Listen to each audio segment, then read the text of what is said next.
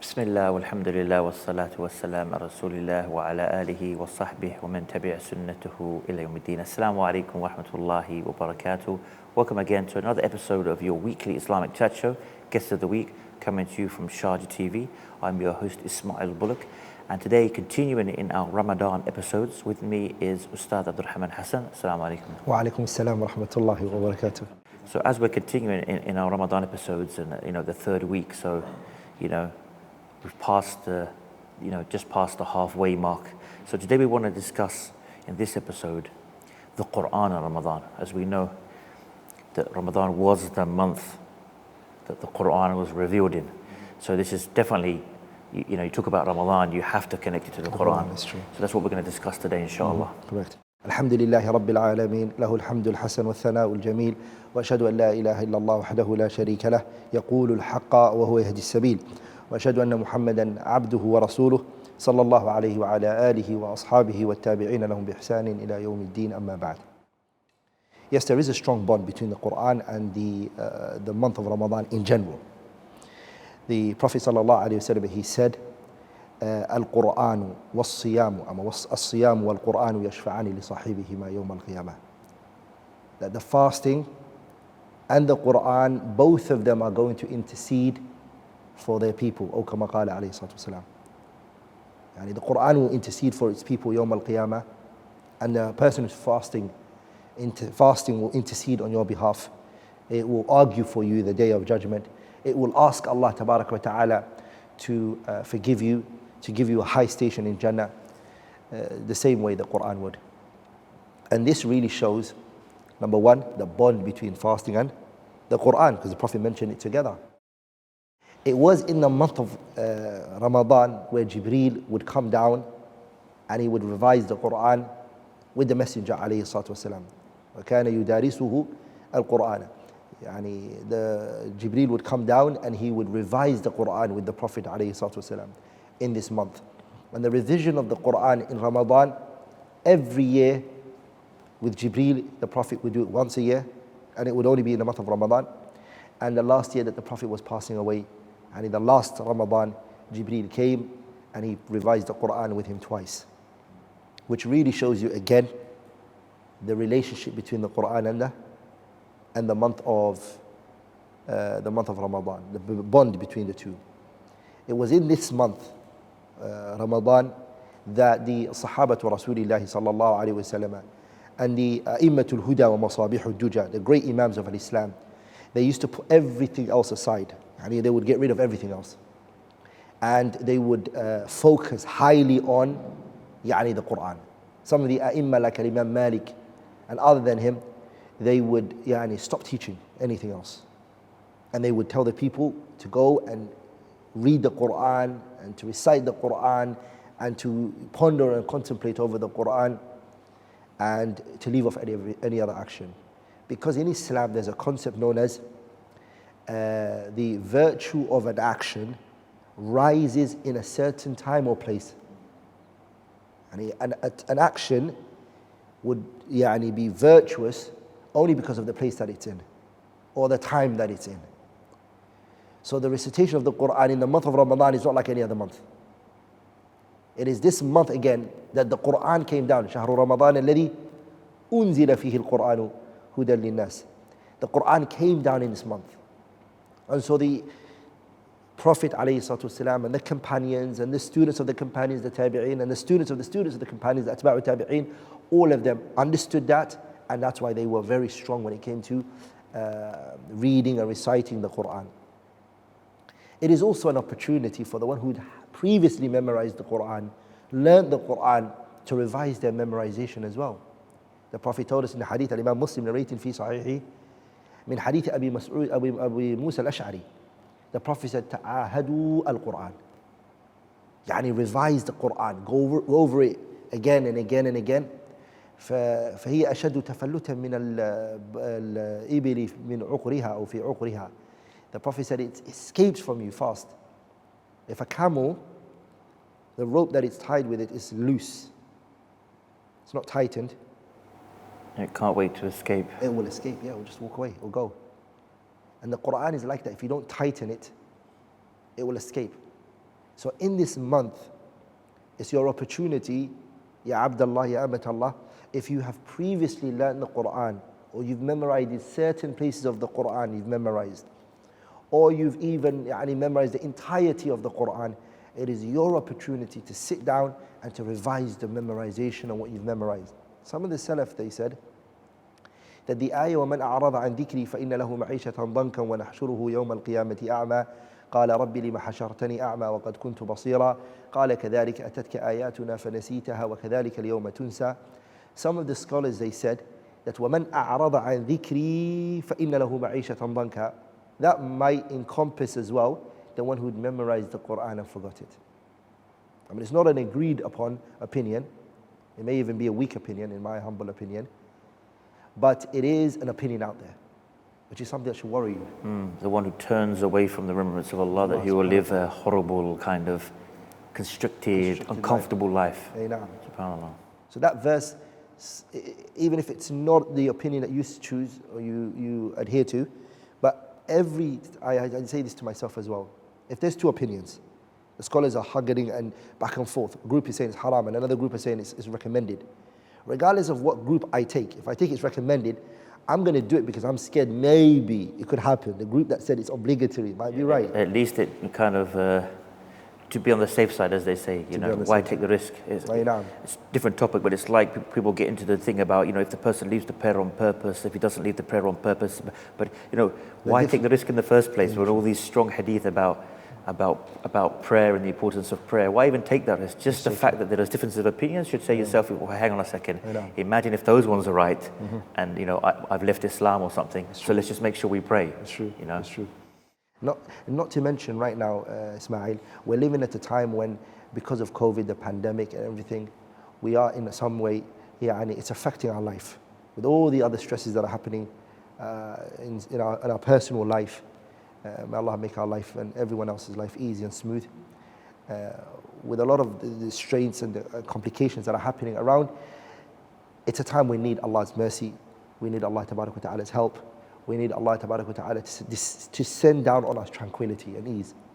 And the Prophet told us, alayhi salatu wasalam, in the famous hadith, مَجْتَمَعَ قَوْمٌ فِي بَيْتٍ مِّن بُيُوتِ اللَّهِ يَتْلُونَ كِتَابَ اللَّهِ وَيَتَدَارَسُونَ فِي مَا بَيْنَهُمْ إلا نزلت عليهم السكينة وغشيتهم الرحمة وذكرهم الله في من عنده ومن بطأ به عمله لم يسرع به نسبه.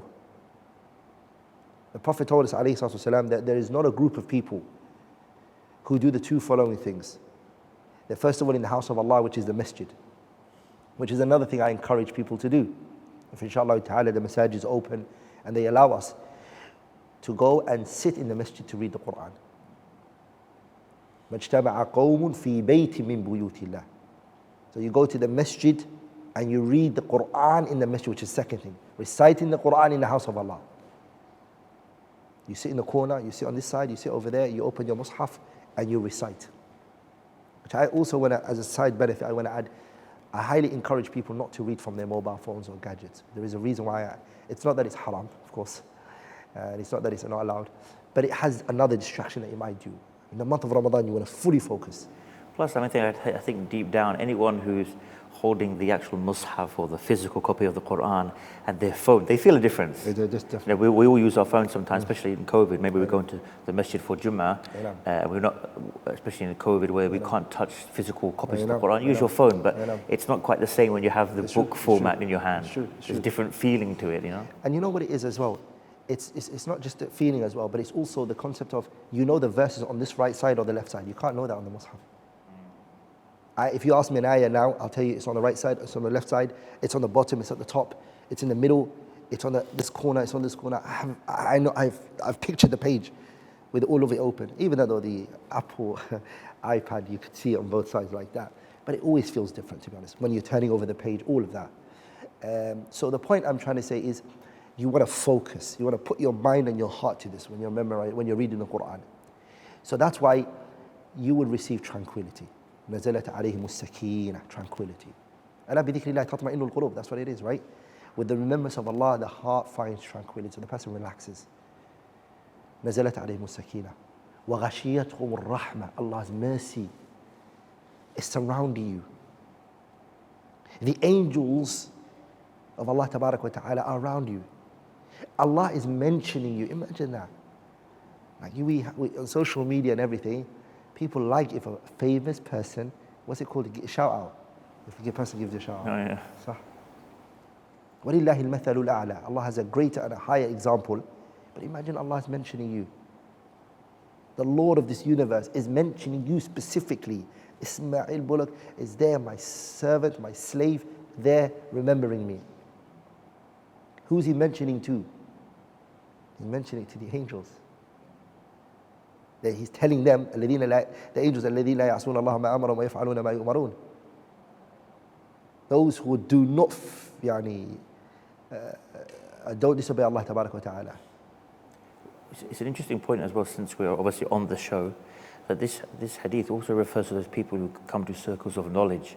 And the scholars have said people who tune into programs like this, if they have the intention of seeking knowledge, just watching a program like this, the scholars have said, inshallah, they come within that, with that ruling as well. So somebody may be watching this and they just tuned in and didn't realize, inshallah, they can also be from those, be encompassed in the people who go to the, not that someone just stays at home and says, I'll never go to a lesson in the mosque, but sometimes people cannot go to 3 or 4 lessons. They may only be able to watch on social media or a platform like this.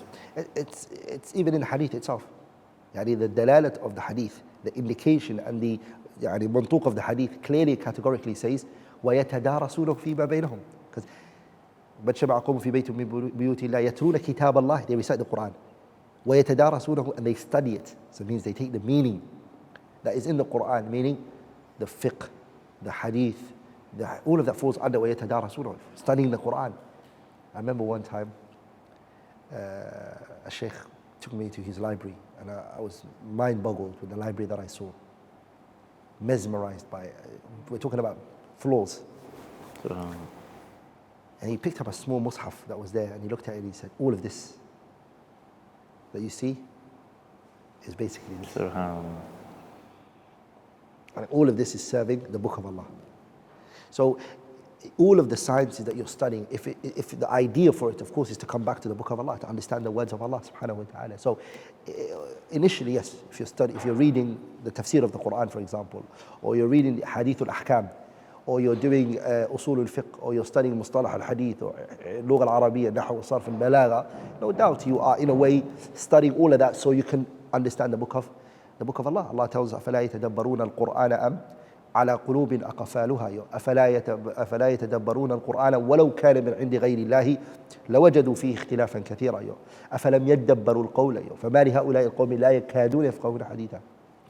So the whole purpose of the Quran is كتاب أنزله إليك مبارك ليدبروا آياته. The Quran was sent down for contemplation and pondering, which is also what you're meant to be doing when it's in the month of Ramadan.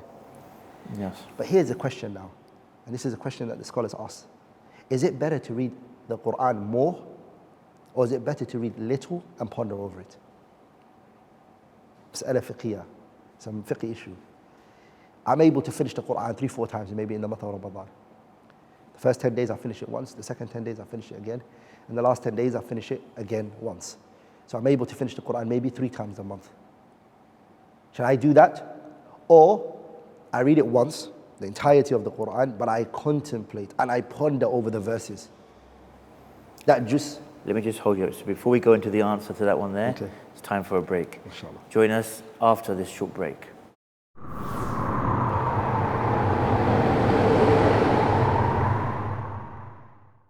Assalamu alaikum and welcome back. Now, we posed a question before the break. What is better, for someone to read the Quran many times in Ramadan, or to maybe read it once with pondering upon it, reflecting, maybe reading it along with some, get more understanding on the meaning behind it? So there's always been this challenge.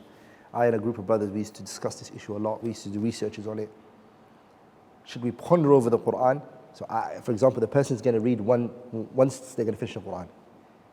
The whole entire month of Ramadan, I'm going to finish it once. But it's going to be a juz that day, right? one juz a day. Quran 30 days juz, Ramadan 30, 29 days, give or take. What I'm going to do is, that juz, okay, that I've read, I'm going to go to Tafsir al-Jalalain, for example, or Tafsir Hamad Nasir Sa'di. Yeah, this small tafsir book. I read the entirety of that tafsir, that entire juz, and that's it. I'm taking the Quran here, the recitation, and also the tafsir with it. Or the person doesn't do that. The person looks at it from the perspective of the hadith of the Prophet ﷺ when he said, لا أقول ألف حرف ولام حرف وميم حرف. لا أقول ألف لا ميم حرف sorry. ولكن ألف حرف ولام حرف وميم حرف. He said, I'm looking at the reward of recitation. I want to read as much as I can to get the reward of every letter. Which one is now better? That which my heart is content with is that in the month of Ramadan, it's about reading. Because you could read the tafsir from the qiyam.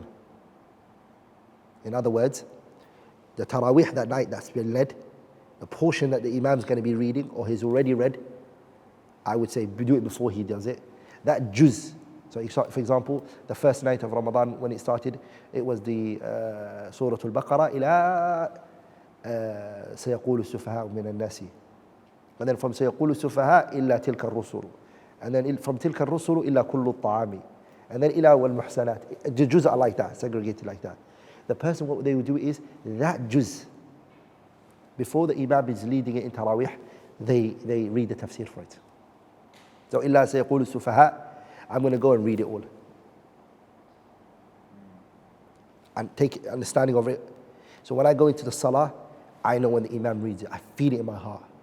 That's those people who, inshaAllah ta'ala, are able to read Arabic. If you're not, then read it in English, inshaAllah ta'ala. So at least you have an understanding of what's happening in the Taraweeh. But the recitation of the Quran in the month of Ramadan should be your first priority.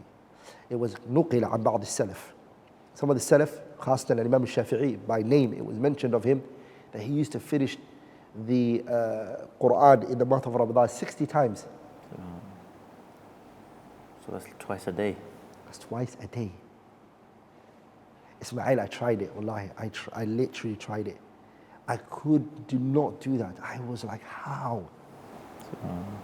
This took me, I was like, how did Al-Imam al-Shafi'i, rahimahullah, finish the Quran in the month of Ramadan 60 times, Sheikh? I was mind-boggled. So I met a Sheikh by the name of Sheikh Salih ibn Abdullah ibn Hamad al-Usaymi, right? I was in Medina, I asked him, I said, Sheikh, look, we come across some of the statements of the Salaf, they did this, some of them, they prayed their wudu of this Fajr with the wudu of Isha, things like that. Some mawaqif of the Salaf that we come across, that is very, very, very mind-boggling. Yeah. How do we internalize that? Some of them seem like it's very hard for somebody ever to do it. Or even sometimes, honesty is the best policy, that it's impossible for somebody to do it, or improbable for somebody to do it. Sheikh said to me something very short and sweet. He said to me, if you look at yourself and then you look at the Salaf, of course that's what you're going to think. But if you look at them and then you look at yourself, then the story changes. Meaning you have to give them the right of looking at them and what their type of people they were. But if you're deficient in all of your acts of obedience, you're not up to scratch, your connection with the Quran has been very little in the first place, when the month of Ramadan comes, you're not going to be able to finish it twice. Because what does it require? It requires fast reading, it requires consistency, it also requires the discipline of sitting somewhere and not moving, and etc. So the Quran in this month is very important. Very, very important. And it's something Ibn Rajab al-Hanbali mentions in a kitab written by him called Lata'if al-Ma'arif. By the way, this kitab, Lata'if al-Ma'arif, it's a book that's written on what the Prophet used to do in the entire year. Wow. In this month, what does the Prophet do? In this month, what did he do? In this month, what did he do? The whole entire year, those times, what did he do? Alayhi salatu wasalam. And in the month of Ramadan, he mentions all of the actions that the Prophet used to focus on. And in there, of course, there's going to be the Quran, right? The recitation of the Quran. And he mentions the Salaf, the way that they were with the Quran. Some people think, in order for me to read the Quran, I have to be in the masjid. It is something I say that is good, but it's not a must. And who am I trying to address here? The sisters, who may be at home, having to cook the iftar, having to prepare the suhoor, and etc. What I want to say to them is, الذين يذكرون الله قياما وقعودا وعلى جنوبهم ويتفكرون في خلق السماوات والأرض ربنا ما خلقت هذا باطلا سبحانك فقنا عذاب النار. Remembering Allah Tabaraka wa Ta'ala when you're standing, when you're sitting, when you're lying down. الذين يذكرون الله, the mentioning of Allah. Of course, the Quran enters that. Nawawi mentions in his Kitab al-Tibyan في آداب حملة القرآن. He mentions الذين يذكرون الله here also encompasses the recitation of the Quran. No. That you remember Allah Tabaraka wa Ta'ala when you're standing, when you're sitting, and when you're lying down. It doesn't just mean that you have to remember Allah when you're sitting down. Even when you're lying down. Even when you're lying down. So this month, it's a month of reaping righteous deeds. Getting into the Quran, connecting yourself with the speech of Allah. Because as Imam al-Shatibi, he said in 1,000 lines of poetry, a book where he wrote in the 7 different modes of recitation of the Quran, قراءات السبع.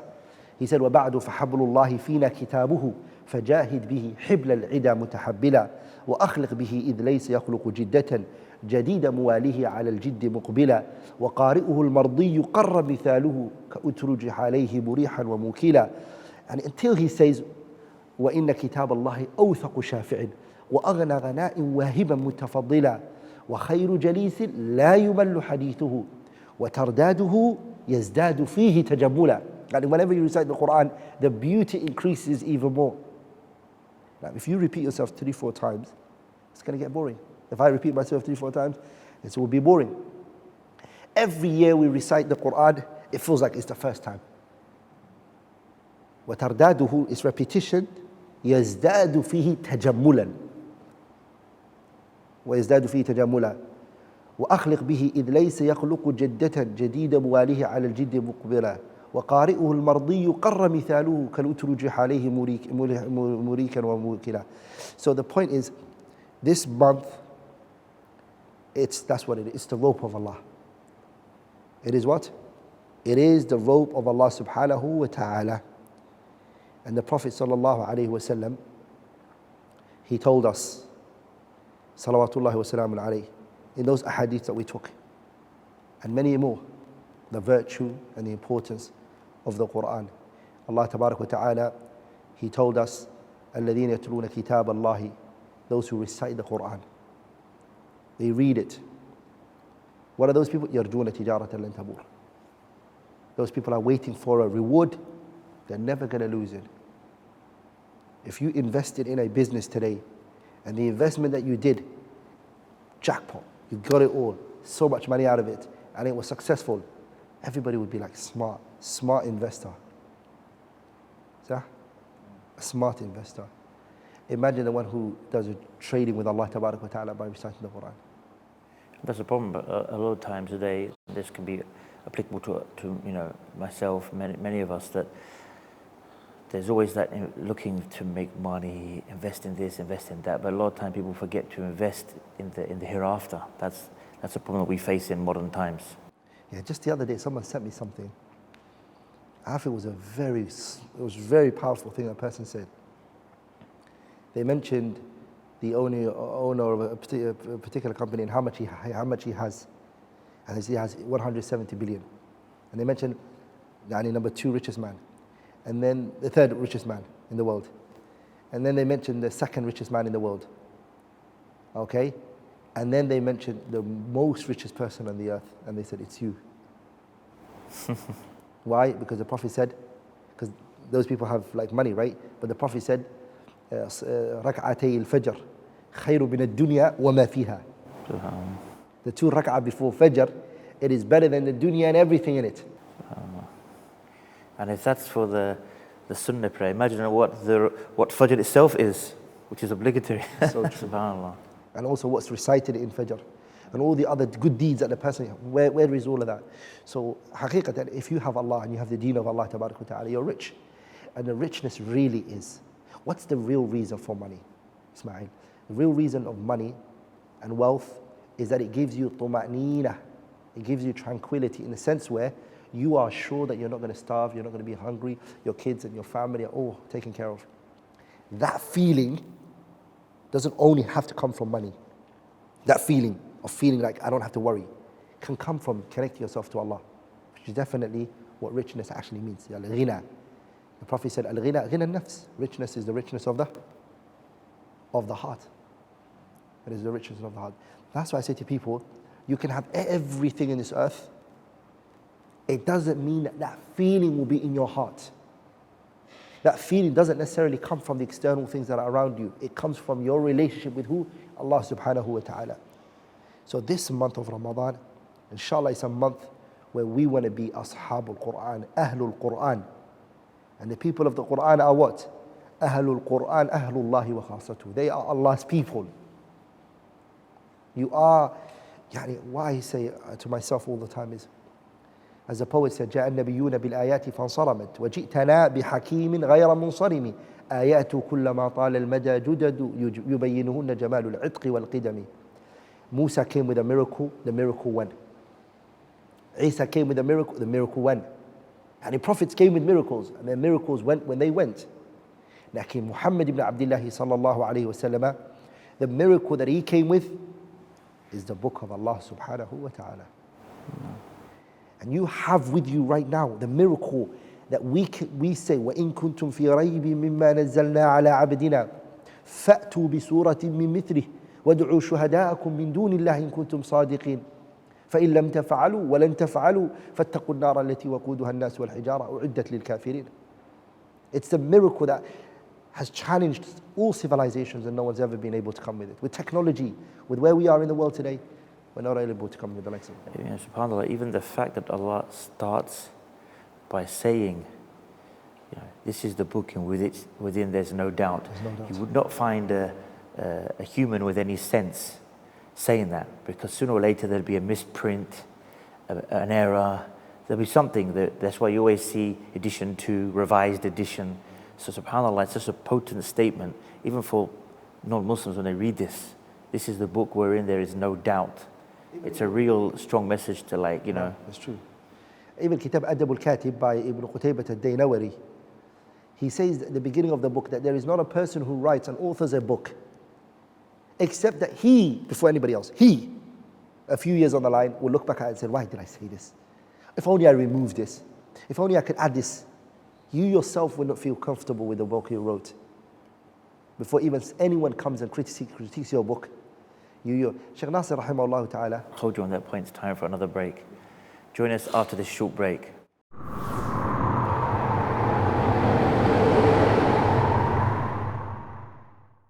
Assalamu alaikum and welcome back. And just before the break, I think you were about to give a quote. You said of Shaykh Nasir. Shaykh Muhammad Nasiruddin al-Albani rahimahullah ta'ala, great imam of our time, muhaddith al-Sham, Diyar al-Sham, Shamat al-Asr rahimahullah.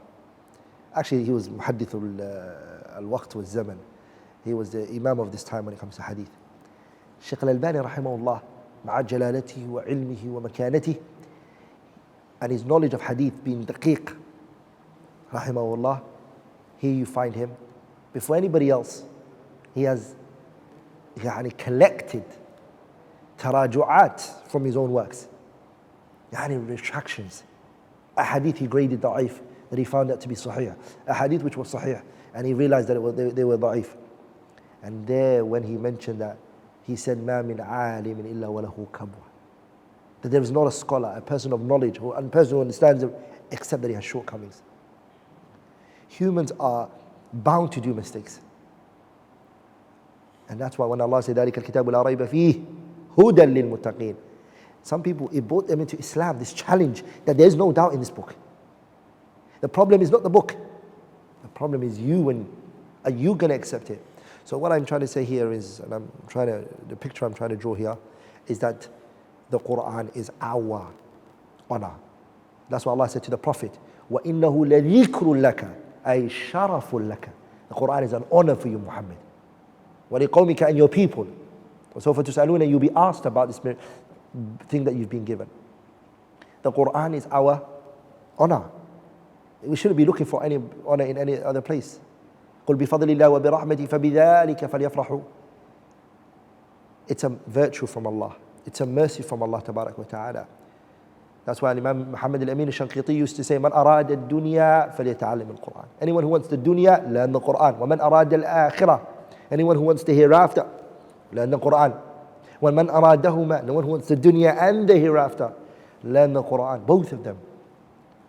The reason is because the book of Allah Tabarak wa Ta'ala has in it the benefits.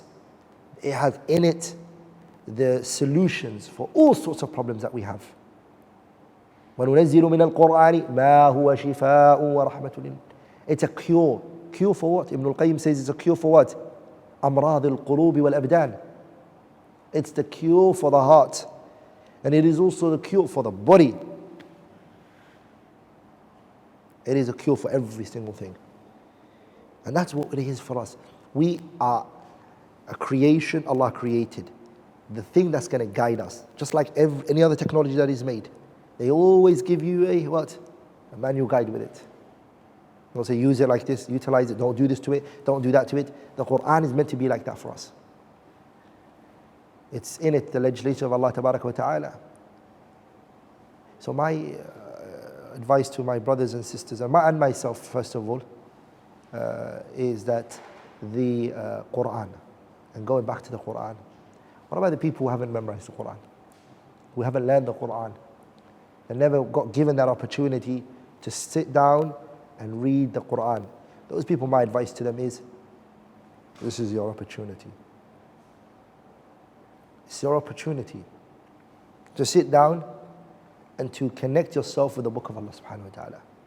It is your opportunity to bond with the words of Allah tabarak wa ta'ala. Allah says in the Quran, this is about the non-Muslims. وَإِنْ أَحَدٌ مِّنَ الْمُشْرِكِينَ اسْتَجَارَكَ فَأَجِرْهُ حتى يسمع كلام الله ثم أبلغه مأمنه ذلك بأنهم قوم لا يعلمون. If one of the pagans and disbelievers come into your shelter, they come to you. This is in a state of war, when there's a state of war. They come with you, Allah says, don't do anything to them. Let them hear the speech of Allah Tabarak wa Ta'ala.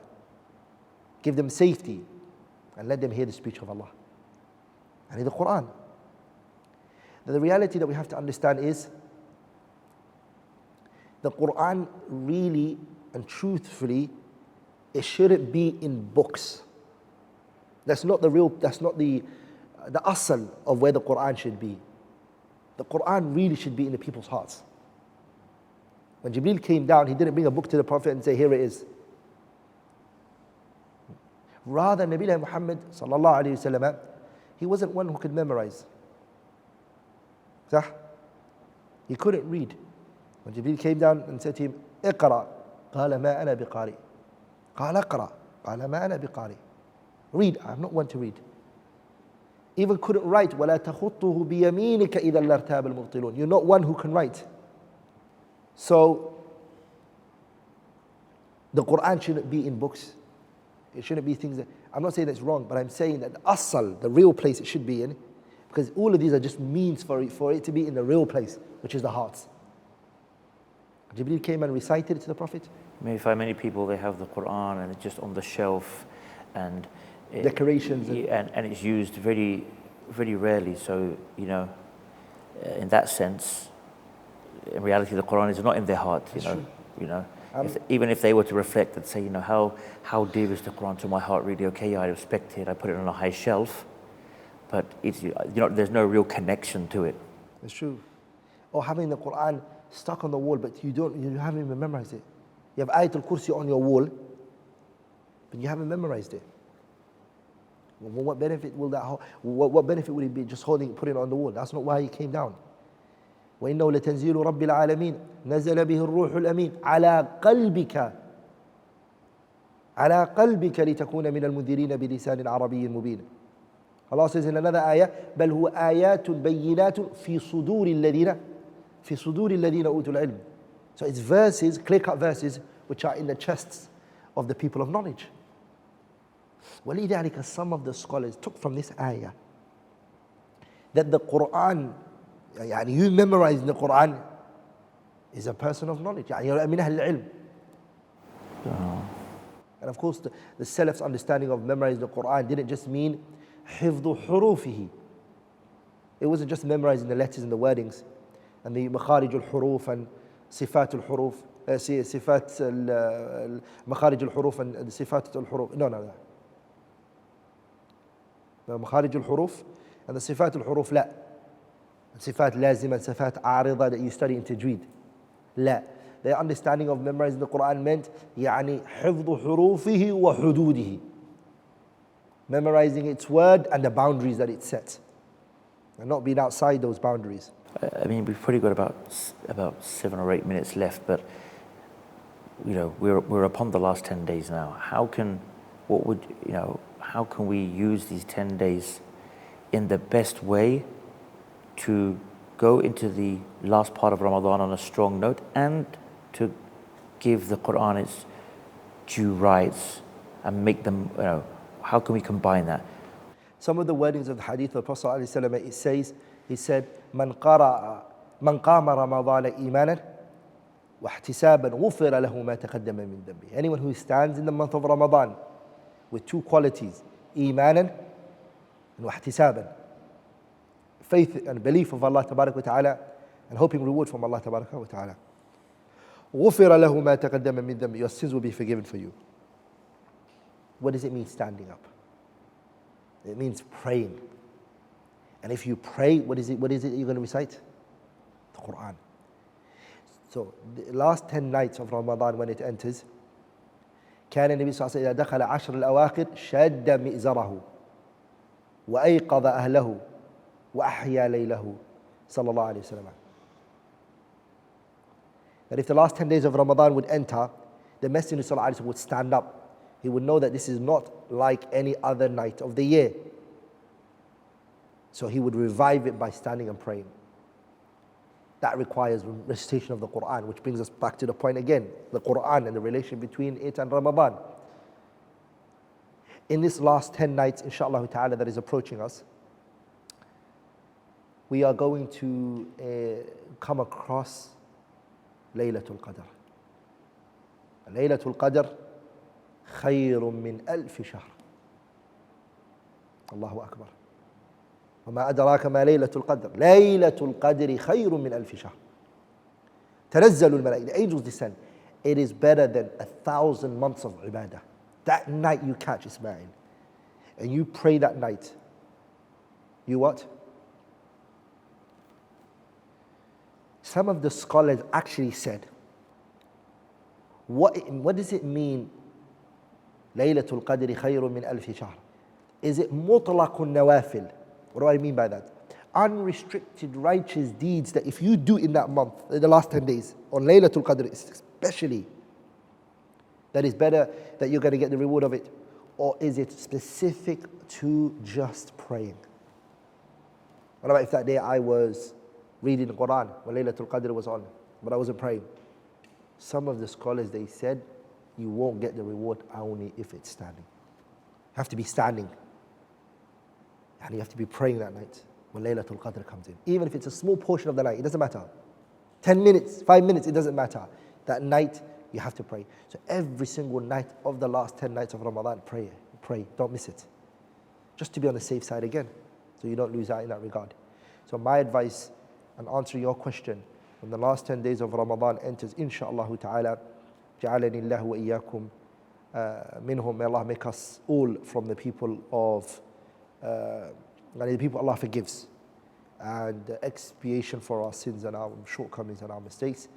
Inshallah, is to be from, the advice is to be from those people who wake up, who pray, who stay away from al-lahu wal-la'ib, playing and joking.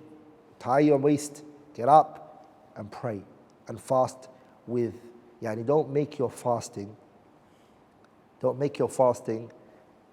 on just staying away from food and drinking. Fasting is more than that. It means staying away from all types of sins. Backbiting, tale-bearing, cheating, all of those things, stay away from it. Fast with staying away from sins and coming with the obligatory acts and the voluntary acts. That is my advice in the last 10 days. You remind me of that hadith that the Prophet ﷺ said, "Man lam yada' qawl az-zur," whoever doesn't leave vain, idle, bad speech, then Allah has no need for him to withstand for his food and drink. من لم يدع قول الزور والعمل به فليس لله حاجة أن يدع طعامه وشرابه. صحيح. So this is also a thing, because we find many people, they just, fortunately, I mean that's a whole different story, but we find people sometimes don't even pray in Ramadan. They just literally abstain from food and drink, maybe sleep the whole day, and then when they break the fast, sometimes they'll get up to stuff that they don't even get up to outside of Ramadan. We see some people in Ramadan every single night. They're in coffee shops, or they're smoking, whatever it may be, or they're spending the night watching TV and movies all night long, more than they would do outside of Ramadan. So this is also this is a big problem. Even some people, they think that in order for me to stay away from food, I have to distract myself by sleeping all day, and so I don't feel the hunger, or that I need to play games all day. That really goes against the real meaning of what Ramadan is, right? Ramadan is that month where you struggle, not struggle, but you put yourself through that effort and that hard work in order to be from the as-sa'imin, those people who are fasting, that are called at the door of Bab al-Rayyan. نعم. جعلني الله وإياكم منهم. Allah make us all from them and accept our righteous deeds. But we have many sins that we've done in our lives, shortcomings and faults and errors. It is in this month that we want Allah to forgive us, subhanahu wa ta'ala. The Prophet made dua against the person who Ramadan comes and they have not been forgiven. No, subhanAllah. I think we'll have to end it on that point, because we've come to the end of today's show. May Allah reward you for coming, and for all of you to tune in. We've had a good idea of however Ramadan has been so far. We're coming to the end. Make the most of it. If you haven't been able to read the Quran as much as you should, here's your chance. If you haven't been able to do that Qiyam al-Layl, here's your chance.